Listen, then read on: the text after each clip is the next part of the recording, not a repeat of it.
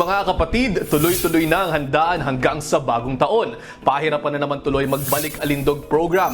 Ang sabi ni Iris Molinos, Doc, tip naman po dyan about sa nutrition ngayong Pasko para healthy pa rin ang pangangatawan pagpasok ng 2024 at para hindi ka lumobo pagbalik sa work. Ang sabi ni Doc Iris, mayroon tayong tinatawag na holiday weight gain. Ayon sa mga eksperto, ang average na weight gain lamang tuwing holiday season ay 0.2 hanggang 2 pounds. Wala pa itong 1 kilo, pero nagiging problema lamang ito kapag nadadagdagan pa ng 1 o 2 pounds hanggang sa maipon na at mauwi na sa obesity. Mas mataas ang tsansa ng mga overweight or obese na mas lalo pang magdagdag ng timbang, kaya mas at risk sila sa iba't ibang klase ng mga sakit. Maaari silang magkaroon ng type 2 diabetes, high blood pressure, heart disease, stroke, fatty liver issues at breathing problems. May mga pamamaraan naman para maiwasan ito ngayong Kapaskuhan. Una ay huwag mag-skip ng pagkain lalo kung pupunta sa handaan para hindi gutumin at mapakain ng marami. Pangalawa, iwasan din pumwesto malapit sa kuhaan ng pagkain dahil mas mahirap pigilan ng pagbabalik-balik para kumuha ng handa. Maghinay-hinay rin po tayo sa mga pagkain ng mga matataba, mamantika at matatamis sa pagkain. Mataas din ang risk ng cancer sa mga inihaw na karne dahil sa heterocyclic amines na nabubuo mula sa sunog ng muscle proteins. Pero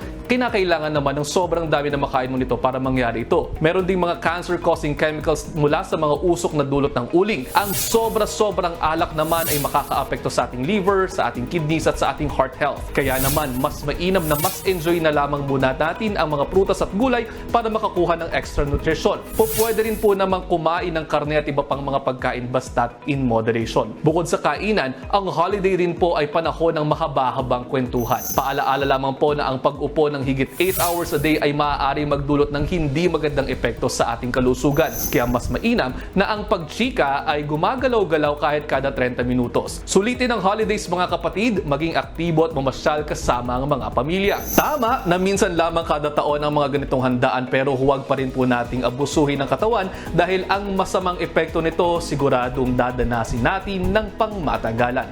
Ang bati ni Doc, maligaya at malusog na Pasko at bagong taon po sa inyong lahat mga kapatid. Maaari pa rin po kayong mag-ask Doc Dex sa aking Facebook page o sa page ng Good Morning Kapatid. Mga kapatid, Justin Quirino po. Masayang kwentuhan at makapulahang informasyon ang hatid namin tuwing umaga, kaya mag-subscribe na at mag-follow sa social media pages ng News 5.